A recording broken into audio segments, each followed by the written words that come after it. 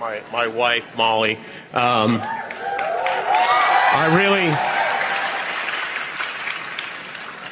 A FIFA Peace Prize would have been better, but this is nice too. In his acceptance speech at the Critics' Choice Awards, I want to thank our friends at ABC, Rob, Bob, Dana, Gabby, Jamie, Sam Altman, who now owns my voice and face. Please don't do anything weird with it. Jimmy Kimmel took a few swipes at the President of the United States. Thanks to all the writers and actors and producers and union members, many of you who are in this room, who supported us, who really stepped forward us and reminded us that we do not take free speech for granted in this city or in this country. Your actions were important, and we appreciate them. And most of all, I want to thank our president, Donald Jennifer Trump, without whom we would be going home empty-handed tonight. So thank you, Mr. President, for all the many ridiculous things you do each and every day. It's been a banner couple of weeks, and we can't wait to get back on the air tomorrow night to talk about them. Thank you, everyone. Let's break it down. First, the backstory. As we know, Disney went on to suspend Jimmy Kimmel because of comments he made about conservative podcaster Charlie Kirk. USA Today would write, the show returned 6 days later to increased ratings as Americans tuned in to watch the ongoing cultural firestorm. Kimmel has continued to skewer Trump and will when he returns to the air after his holiday break on Monday, January 5th. And in case you missed it, I don't know how you would have, but the quick history on all of this. FCC Chairman Brendan Carr spoke to conservative podcaster Benny Johnson about whether broadcast licenses from ABC affiliates should be at stake over the comments. I mean, look, we can do this the easy way or the hard way.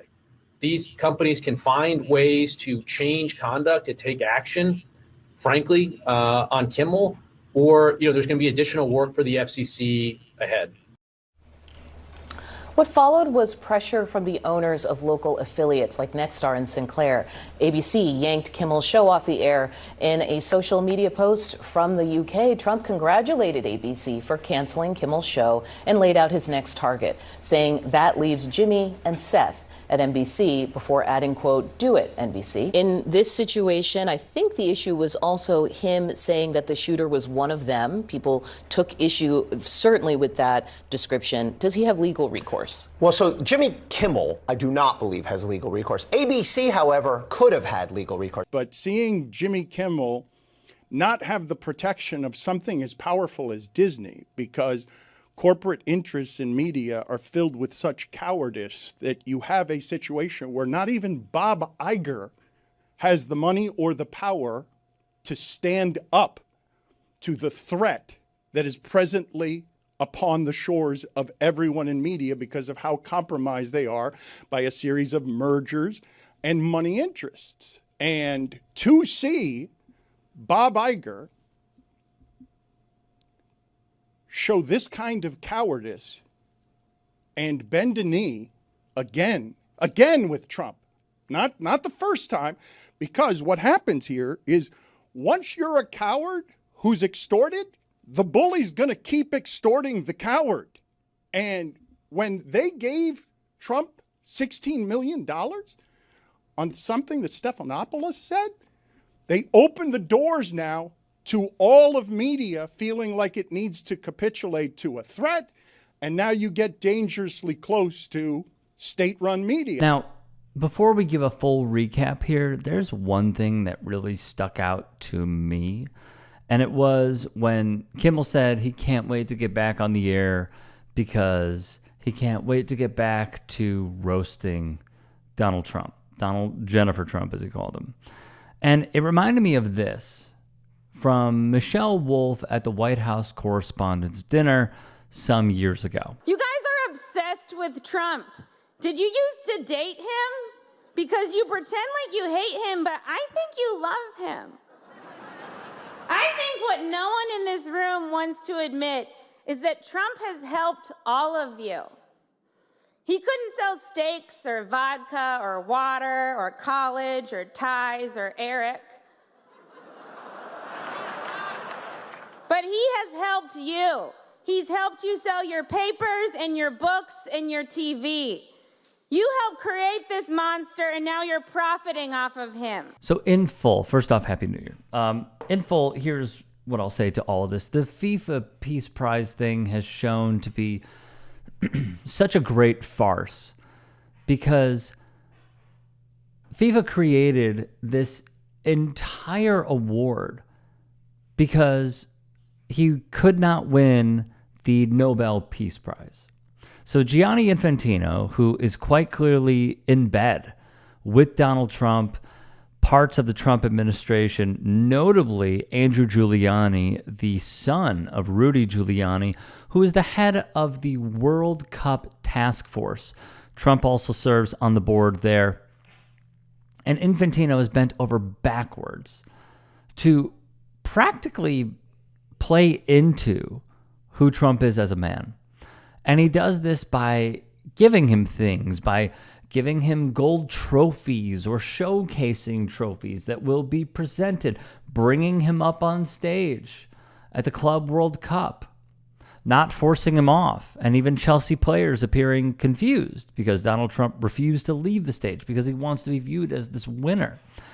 And Infantino shouting out Trump over and over and over again, where even an independent report, rather, in case you don't understand, a report from the outlet The Independent went through their sourcing, and they even said after Infantino was with Trump over and over again, he started acting like Trump in the FIFA offices. That is your leader of the beautiful game.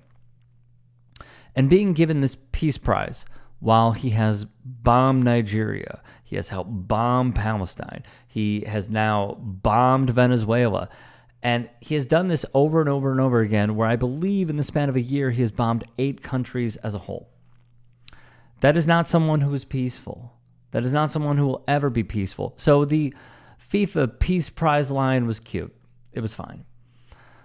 But I think what really strikes at the heart of all of this is that you are seeing the difference between liberalism, leftism, and anything honestly further left than liberalism, because liberals are applauding this. They are loving this. You are seeing the liberal content creators like Harry Sisson going on Twitter and saying, oh, this is a major win, and, you know, protect Kamala Harris stan accounts on Twitter, which are just whatever. Basically saying, oh, this is awesome. Everyone needs to see this. This is they're viewing it as like a life-changing speech. That is not a life-changing speech. It was an acceptance award speech where a guy who, let's be clear, his career was trying to be run over by the current administration, which is wrong. His ratings were not incredible, but it doesn't really matter. That's for ABC and Disney to decide, not Brendan Carr and the Trump administration to decide. And that is why I believe so many people are applauding what Jimmy Kimmel is doing. Because, yes, his career tried to be railroaded by the administration, the current administration. And leftists, anyone further left, and even some, although a small margin on the right, said this is wrong. This is an overstep.